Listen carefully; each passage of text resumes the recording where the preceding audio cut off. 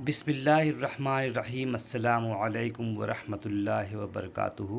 Ranchi university کے CBCS pattern کے مطابق سیمسٹر 6 میں قدیم شعراء کے مطالعہ میں ہم لوگ آج میر تقی میر کے حوالے سے آخری ٹاپک اردو شاعری اور خدائے سخن میر تقی میر کے حوالے سے بات کریں گے انشاءاللہ۔ محمد تقی میر جو 1723 میں پیدا ہوئے اور 1810 میں انتقال ہوا، غالباً واحد ایسا شاعر ہے کہ ناسخ، ذوق اور غالب جیسے اساتذہ سے لے کر جدید دور تک کے شعراء نے میر کے رنگ سخن کو اپنانے کی کوشش کی۔ مطلب یہ کہ جتنے بھی شعراء بڑے سے لے کر چھوٹے تک سب نے میر کی عظمت کا اعتراف کیا ہے۔ یہی بات سب سے زیادہ اہم ہے کہ ہر دور کے شعراء نے ان کا نہ صرف اعتراف کیا بلکہ پیروی بھی کی، یعنی ان کے پیچھے پیچھے چلنے کی کوششیں کی۔ حالانکہ اب رنگ تغزل اور معیار غزل وہ نہیں ہے جو 2 صدی قبل تھا، مگر آج بھی میر اپنے بھولے بھالے لہجے میں درد کی کہانی کہتے اور سناتے نظر آتے ہیں۔ بچپن میں والد کی وفات اور پھر چچا کی وفات، معاشی مشکلات، عشق میں ناکامی اور ملک کے حالات، غرض میر تقی میر کی 88 سالہ زندگی کا محور رنج و الم تھا۔ یہ محرومیوں کی ایسی طویل داستان ہے جس میں مفلسی، رنج و محن، بے دماغی، ناکامی عشق و جنوں وغیرہ مختلف ابواب کی حیثیت رکھتے ہیں۔ نامساعد حالات اور معاشی پریشانیوں نے جس ذہنی کرب میں مبتلا کر رکھا تھا، اس کی بنا پر تخلیقی انا اور اس سے وابستہ نفسی پندار ہی زندگی کا سہارا بنا۔ ہم جانتے ہیں کہ میر تقی میر بد دماغی کی وجہ سے مشہور ہیں، اور وہ انہیں اپنے آپ پر، اپنی شاعری پر اتنا فخر تھا کہ وہ کسی کو منہ نہیں لگاتے تھے۔ اسی لیے ان کے زمانے میں بھی اور ان کے بعد بھی لوگوں نے ان کا اعتراف کیا۔ میر زندگی میں بھی عظیم تھے، ایسا بہت کم ادیبوں کے ساتھ ہوتا ہے، بلکہ بیشتر ادیب تو ایسے ہوتے ہیں کہ ان کے مرنے کے بعد ان کی کامیابی کا اعتراف کیا جاتا ہے، لیکن میر ان خوش نصیب شعراء میں ہیں۔ میر ہیں، اقبال ہیں، ان کو ان کی زندگی میں وہ شہرت مل گئی۔ ان کے معاصرین ہی ان کے عظمت کے قائل نہ تھے، بلکہ بعد میں آنے والے لوگوں نے بھی ان کی عظمت کا اعتراف کیا ہے۔ مثال کے طور پر یہاں چند اشعار پیش کیے جا رہے ہیں ان شعراء کے جنہوں نے غزل کے حوالے سے، اپنے اشعار کے حوالے سے ان کی عظمت کا اعتراف کیا ہے۔ سودا تو اس زمین میں غزل در غزل لکھ، ہونا ہے تجھ کو میر سے استاد کی طرح۔ مرزا محمد رفیع سودا جو ان کے معاصر قصیدہ گو ہیں اور انہوں نے غزلوں میں بھی اپنا مقام پیدا کیا ہے، وہ کہتے ہیں۔ اس کے علاوہ غالب کہتے ہیں، غالب اپنا یہ عقیدہ ہے بقول ناسخ، آپ بے بہرہ ہے جو معتقد میر نہیں۔ پھر ابراہیم ذوق کہتے ہیں، جو مرزا غالب کے معاصر شاعر ہیں اور بہادر شاہ ظفر کے استاد ہیں، نہ ہوا پر نہ ہوا میر کا انداز نصیب، ذوق یاروں نے بہت زور غزل میں مارا۔ ہم جانتے ہیں کہ ذوق کو قصیدے کے حوالے سے شہرت ملی ہے، سودا کو قصیدے کے حوالے سے شہرت ملی ہے، اور غالب کو غزل کے حوالے سے ملی ہے۔ پھر اکبر الہ آبادی کہتے ہیں، میں ہوں کیا چیز جو اس طرز پہ جاؤں اکبر، ناسخ و ذوق بھی جب چل نہ سکے میر کے ساتھ۔ الطاف حسین حالی کہتے ہیں، حالی سخن میں شیفتہ سے مستفید ہے، غالب کا معتقد ہے مقلد ہے میر کا۔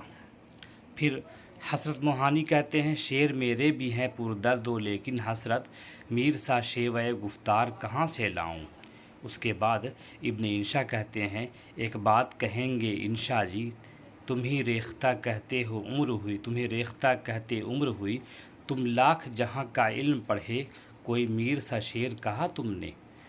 تو اس کے علاوہ بھی جو بعد کے شعراء ہیں، خاص طور سے ناصر کاظمی اور بہار کے اہم شاعر ہیں کلیم عاجز اور خلیل الرحمن اعظمی، ان تینوں نے تو خاص طور سے، اس کے علاوہ فانی بدایونی، ان 4 شعراء نے ان کی پیروی کی ہے، ان کی پوری شاعری اسی حوالے سے ہے۔ میر ان شعراء کرام میں سے ہیں جو اپنی حقیقت کو خوب پہچانتے تھے، اس لیے اکثر اپنے اشعار میں شاعرانہ تعلی کا اطلاق کیا ہے۔ اپنے لیے فرماتے ہیں، سب دیے ہیں میر کو جگہ اپنی آنکھوں پہ، اس خاک رہے عشق کا اعزاز تو دیکھو۔ میر تقی میر اردو شاعری کے اس دور سے تعلق رکھتے ہیں جو اردو شاعری کا سنہری دور کہلاتا ہے، غزلوں کے حوالے سے خاص طور سے۔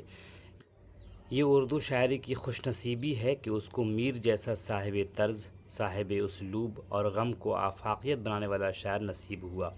اسی لیے آب حیات میں مولانا محمد حسین آزاد رقم طراز ہیں کہ میر نے اپنی مشہور کتاب نکات الشعراء میں اس دور میں صرف 2 شعراء کو تسلیم کیا ہے، جس میں خود ایک دوسرے سودا، مگر کسی کے پوچھنے پر خواجہ میر درد کو بھی آدھا شاعر تسلیم کیا۔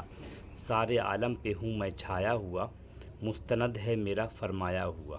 یہ بہت بڑی بات ہے، کوئی آدمی آسانی سے اپنے بارے میں نہیں کہہ سکتا ہے یہ۔ میر تقی میر اردو کے سب سے بڑے شاعر ہیں، وہ ہر عہد میں شہنشاہ غزل کہلاتے رہے۔ غزل کی دنیا میں بھی کوئی بھی شاعر جب میر کے مقام تک نہیں پہنچ سکا، نہ ہی کسی نے میر کی ہمسری کا دعویٰ کیا۔ میر کی شاعری درد و غم، رنج و الم، آنسو کی ترجمان ہے۔ انہوں نے اپنی پوری زندگی کو غم کے ڈھانچے میں ڈھالا ہے، غم کے سانچے میں ڈھالا ہے۔ گویا غزل نہیں، ان کا غم حقیقت کے پردے سے نکل کر غزل کے سانچے میں ڈھل گیا ہو۔ شعر ملاحظہ ہو، اشک آنکھوں میں کب نہیں آتا، لہو آتا ہے جب نہیں آتا۔ مطلب یہ کہ میر نے اپنی شاعری میں اپنے ذاتی غم کو آفاقی غم بنا کر پیش کیا ہے، اور یہ کھلی حقیقت ہے کہ اپنا غم دنیا کے غم پر حاوی نظر آتا ہے۔ اسی لیے سوز و گداز پیدا کرنے کے لیے موسیقار حضرات گلوکاروں کو بھی غم سے آشنا کرتے ہیں۔ میر کے ہاں غم کی یہی کیفیت موجود ہے جس نے اس کے غم کو آفاقیت بخشی ہے۔ میر نے اپنی ذاتی زندگی میں والد کی وفات، سوتیلے بھائیوں کا ناروا سلوک، پھر اس پر سوتیلے ماموں خان آرزو کا سلوک، ان کے غم کو اور سینے کی جلن کو آتش نوا بنانے کے لیے کافی تھا۔ یہ غم غزل کا لبادہ اوڑھ کر ایک بہتا دریا بن گیا ہے۔ سرہانے میر کے آہستہ بولو، ابھی ٹک روتے روتے سو گیا ہے۔ میر تقی میر بڑے سخن فہم اور خود شناس انسان تھے، اسی لیے اپنی حیثیت اور مقام کو واضح انداز میں پہچانتے تھے، اور برملا کئی مقامات پر انہوں نے اپنے عظیم تر ہونے کا اظہار کیا۔ ناقدین نے اس اصطلاح کو شاعرانہ تعلی کا نام دیا ہے، جیسے اگرچہ گوشہ گزی ہوں میں شاعروں میں میر، پہ میرے شور نے روئے زمیں تمام لیا، مستند سارے عالم پر ہوں میں چھایا ہوا، مستند ہے میرا فرمایا ہوا۔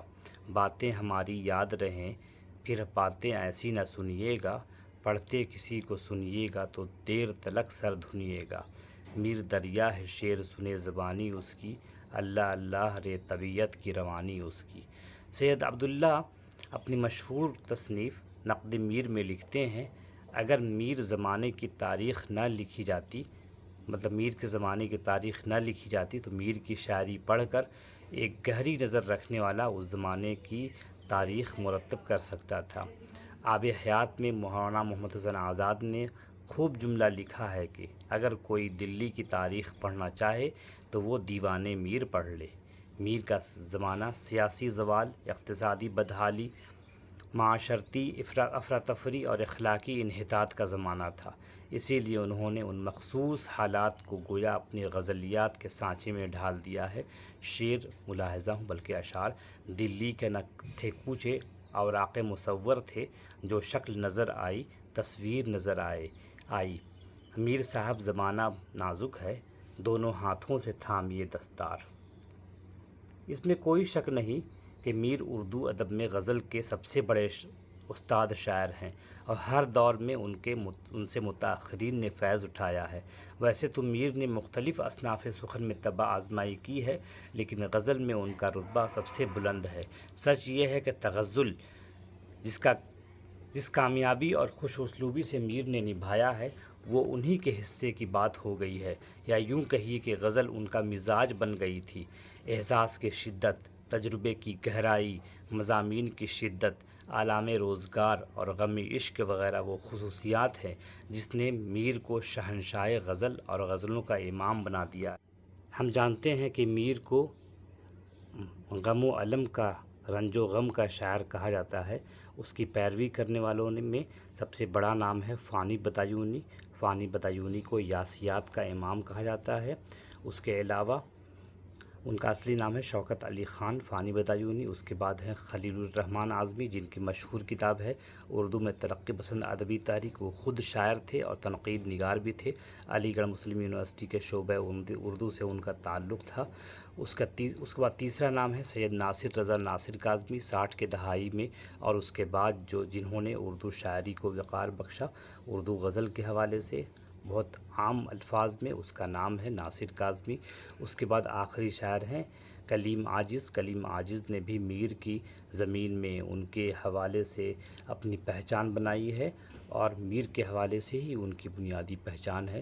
تو اس کے علاوہ اور بھی چھوٹے بڑے بہت سے شاعر ہیں جنہوں نے میر کی شاعری کو پڑھ کر اپنی شاعری کا محور بنایا ہے، لہٰذا اس لحاظ سے بھی میر کافی اہم شاعر ہیں۔